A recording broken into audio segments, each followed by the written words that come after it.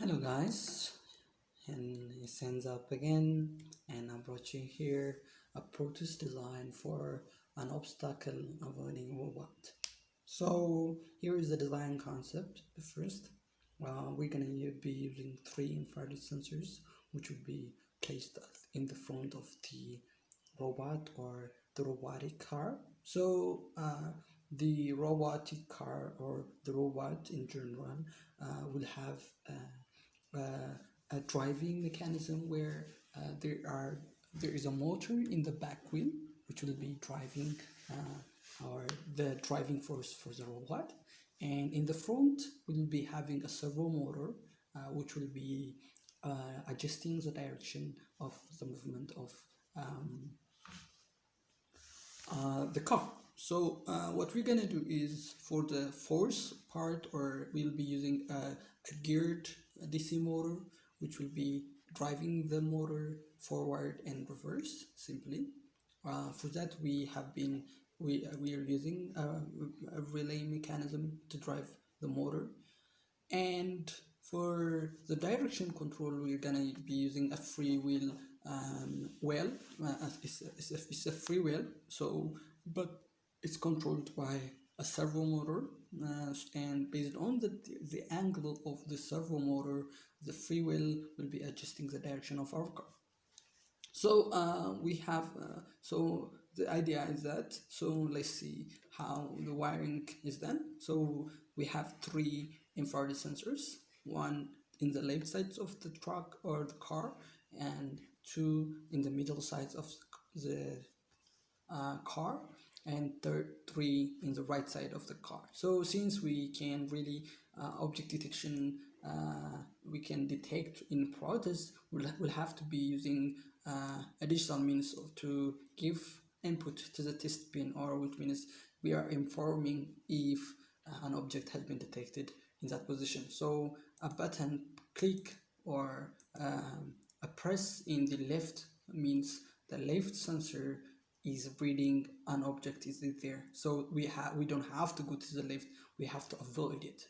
Similarly, for front one and right one, we have a buttons, and this has to be grounded so that they don't have to create noise. So they are initially pulled down so that they don't give a noise to the input. Actually, noise doesn't happen in Proteus, but in real software design, in a microcontrollers, a lot of times noise is a problem in a digital circuit design.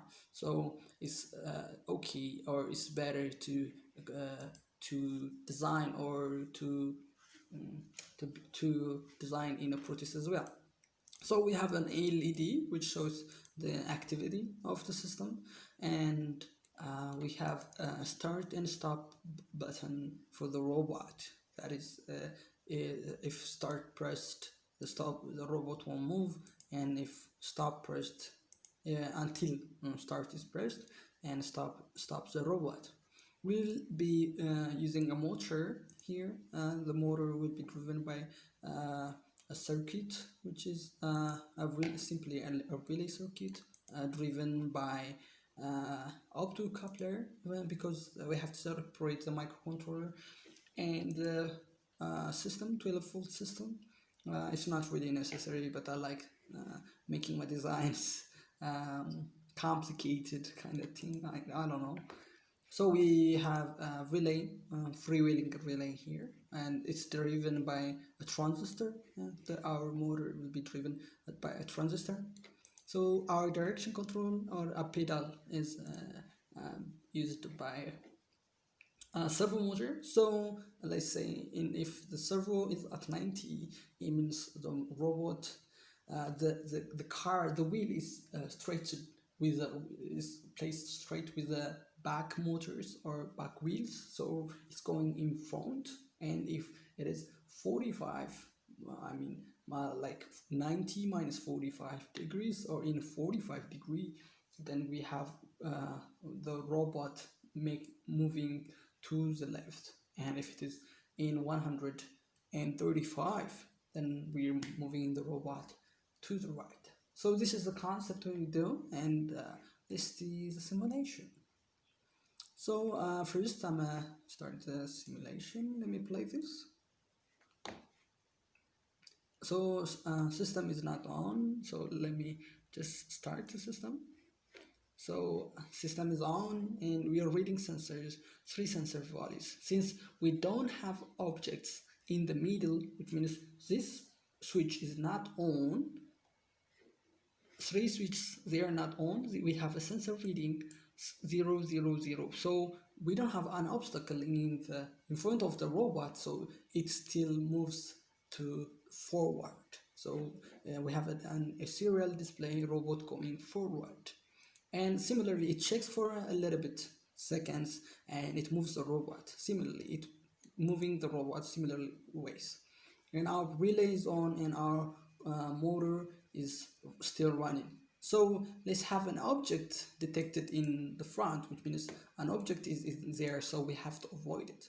So when I press the front is on, we'll see, because it does some delay.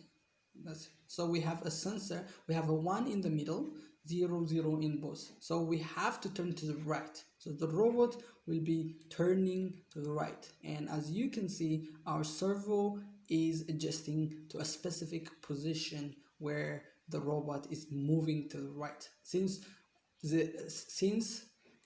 Uh, um, since our front sensor is still reading front, we still move, the robot moves to the right again and again.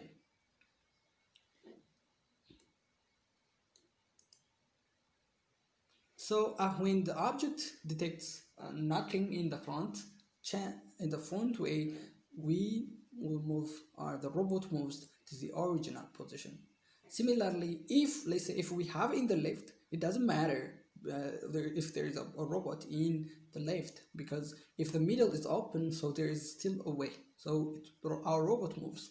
But let's say if the robot is detects an object in the front and in the right, so there is a object blocking from the front and from the right, so the robot has to move to the left. So robot turned left. That is, our servo will actuate to another position. It was this direction first, so now it's into another direction. And similarly, we can design a system to. So what it does is basically it will change direction based on the readings of the object sensor, or the infrared sensor as we call it. So this is a simple design how we can come up, or we can simulate a simple object obstacle avoiding robot.